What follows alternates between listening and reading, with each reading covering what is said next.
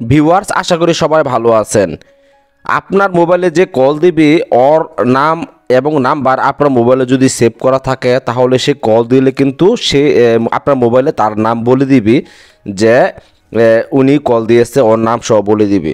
আর যদি unknown number মানে কোনো নাম্বার সেভ করা না থাকে আপনার মোবাইলে যদি কল আসে তাহলে কিন্তু সে আপনার মোবাইল ওই নাম্বারটা বলে দিবে।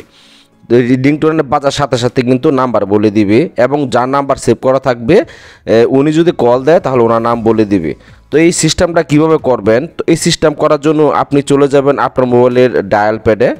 এই যে দেখুন, এখানে আমি যাদের সাথে কথা বলেছি সবার নাম্বার কিন্তু এখানে সেভ করা আছে। তো আপনি এখান থেকে উপরে কর্নারে 3 ডট দেখতে পাচ্ছেন, সেই 3 ডটে ক্লিক করবেন। ক্লিক করার পর এখান থেকে সেটিংস অপশন শো করবে, আপনি সেটিংস অপশনের উপর ক্লিক করে দিবেন। তো সেটিংস অপশনে ক্লিক করে দেওয়ার পর আপনি নিচের দিকে যাবেন, একদম নিচে যাবেন। তো নিচে যাওয়ার পর এখানে আপনি দেখতে পাচ্ছেন কলার আইডি অ্যানাউন্সমেন্ট, আপনি এটির উপর ক্লিক করে দিবেন।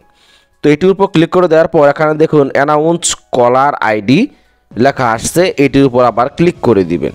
তো এটির উপর ক্লিক করে দেওয়ার পর এখানে দেখুন আমার নেভার দেওয়া আছে। তো আমার মোবাইলে যদি কেউ কল দেয় আর ওনার নাম যদি সেভ করা থাকে, কন্ট্যাক্ট নাম্বার যদি সেভ করা থাকে তাহলে কিন্তু ওর নাম বলে দিবে না, শুধু রিংটোন বাজবে। তো আপনি এখান থেকে কি করবেন, এই যে অলওয়েজ, এই অলওয়েজ অপশনের উপর ক্লিক করে দিবেন। তো আমার দেখুন এখানে অলওয়েজ অপশনটি কিন্তু অন হয়ে গেছে, যে অ্যানাউন্সমেন্ট কলার আইডি অলওয়েজ, এটি কিন্তু অন হয়ে গেছে। তো এখন আমার মোবাইলে কেউ যদি কল দেয়, যদি নাম্বার সেভ করা না থাকে, যদি নাম্বার থেকে কল দেয় সেভ করা না থাকে তাহলে কিন্তু নাম্বার বলে দিবে যে 01789 এরকমভাবে উনি আপনাকে কল দিয়েছে।